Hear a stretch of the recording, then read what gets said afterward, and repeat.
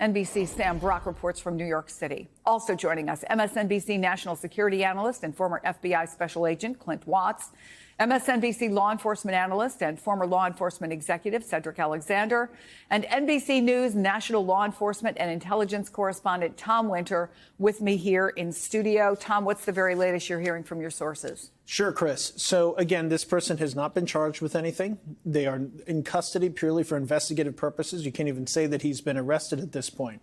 Here's some of the things we're hearing. 5 senior law enforcement officials, to Jonathan Dietz, Mark Santia, and myself, are telling us that when he checked into the hostel, on the Upper West Side of New York City, he used a fake ID from New Jersey, and the name on that fake ID was Mark Rosario.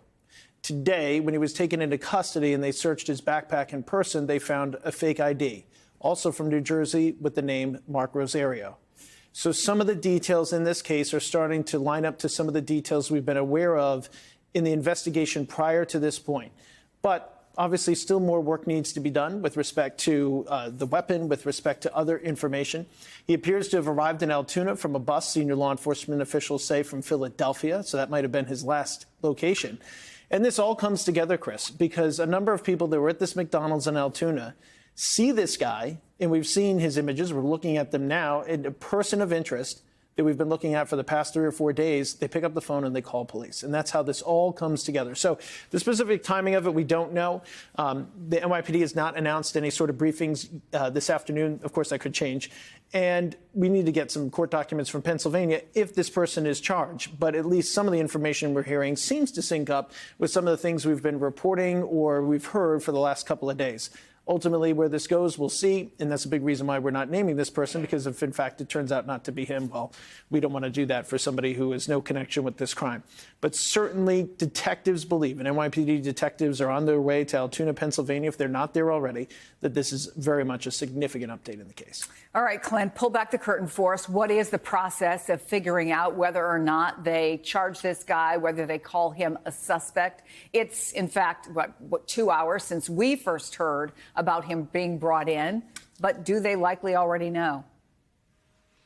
There's a decent chance they know, Chris. I can't stress enough the importance of the weapon. If the weapon, which they had not recovered up to this point, and the divers didn't find over the weekend, is in that individual's backpack, that is a key piece of evidence because it is unique to the crime scene. Any of the bullets that were recovered and the casings that were recovered would match to that weapon, most likely. There would be markings. So every barrel has a very specific way that it hits. Every hammer that strikes a shell has a very specific marking, and that would be that key piece of evidence that they can match together. Now, that takes some time to do. Separately, as Tom also said, the fictitious name, if it matches, also key and could probably just get you to the point where you might be able to arrest him for further questioning, or at least as being involved in it. So that is another key piece of evidence. And then tracking out the location, the transit from the bus. Remember, they lost track of him at the bus station up towards the George Washington Bridge. But one of the routes that was there was to Philadelphia, as Tom noted. So putting all of that together, some circumstantial, but the one key piece of it, I would imagine, would be that weapon. That handgun is unique, not just in terms of its actual technical markings, the forensics that would be left there, but also in terms of, as Tom said, that silencer type mechanism on it, not something that you would commonly find. So let me ask you this, Tom, because I thought early on, I think it was Friday, when police had a press conference, they said the weapon was likely a veterinary gun, the kind that you would use to euthanize animals. So are they traceable in the same way? First of all, do we know that is still holds? And are they traceable then the way that, say, a handgun or an AR-15 would be? That was the belief coming into today. Depending upon what comes out of this investigation, and I'm being a little bit cryptic because we're just trying to make sure we have all of our information together, the gun will very closely match in visual description what was allegedly used last week. The question becomes, do we have a ballistics match? I think that's something that's going to take a little bit of time, but I think that's something that is would be helpful as far as bringing this case to a conclusion. Yeah, exactly what Clint was talking about, too, the markings and so on. So, Sam, what else are we hearing from NYPD? Sure. So NYPD, as Tom mentioned a second ago, Chris, doesn't have a scheduled press conference right now. Obviously, that could change. What is interesting is that Mayor Adams has a scheduled 1:30 weekly media availability, which, as far as we understand, is still on, which is to say in about 20 or 30 minutes, we may be hearing directly from the mayor. Over the weekend, Chris, he said that the net was tightening. He felt very confident that this situation was going to be coming to a close and shortly.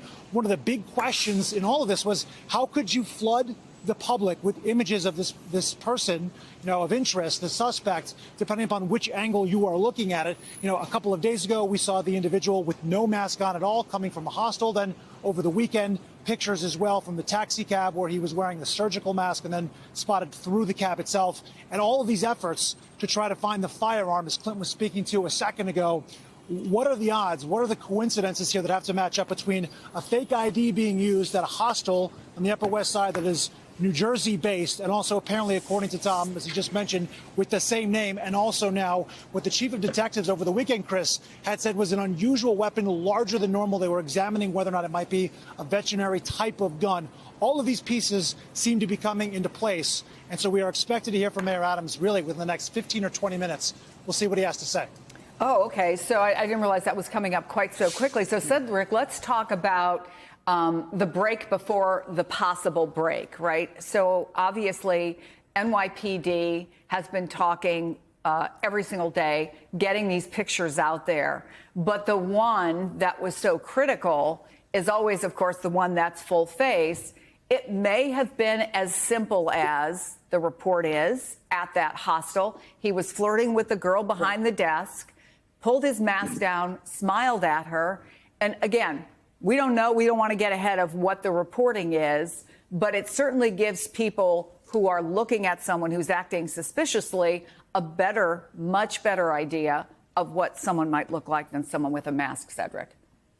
Yeah, that's true. And certainly there are some pretty clear, vivid images here of this subject that appear now to be matching up with the person that they have in custody, not only in terms of the photos themselves, but also what you heard from both Clint and Tom, much of the physical evidence that's being gathered at this very moment. We've heard about 2-3 days ago he appeared maybe to be in possession of.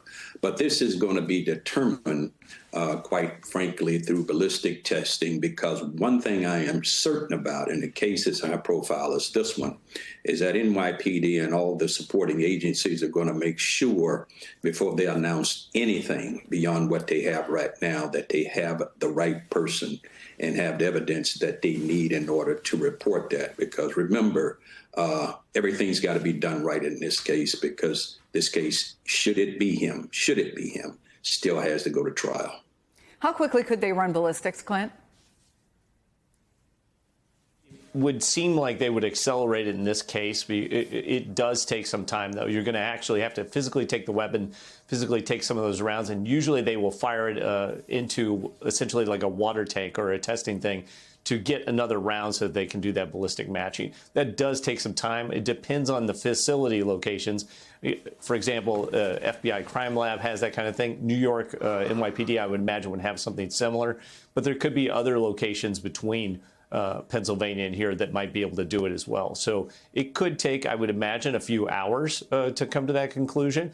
But it may be tomorrow by the time they can do that, confirm it, and feel comfortable with that assessment. So, Tom, what questions would investigators be asking, and who would take the lead in questioning this person of interest? Well, of course, we have the Miranda warning. So this individual has rights. They may choose to invoke their rights as far as not involving self-incrimination, might want a lawyer, exactly, all those type of things. So there's that. At some point, the NYPD is going to want to speak to him. And as we've been reporting, they are on their way, if not already on their way to Altoona, Pennsylvania. So that's the big question coming up is, will he speak, and what, if anything, was found on his person that might point to motive? And we might hear more about that soon. Let me ask you finally, Cedric, about coordination. You obviously have the local police, who were presumably the first ones who were called when people thought, oh, there's somebody suspicious in the McDonald's. You have the NYPD, you have the FBI. What's coordination like right now? Well, in a case like this, understand that these agencies are not working with each other for the first time. And they've been working with each other for years. They have relationships with each other. They know how to go into these types of investigations, particularly if they're high-profile cases such as this one. So NYPD very well may take the lead. It happened in their jurisdiction. But they will be supported, of course, by ATF that we've talked a lot about, and the FBI and all other agencies, even all the way down to Atlanta, where they have been working with them as well, too, which they think may have been the point of origin for this subject.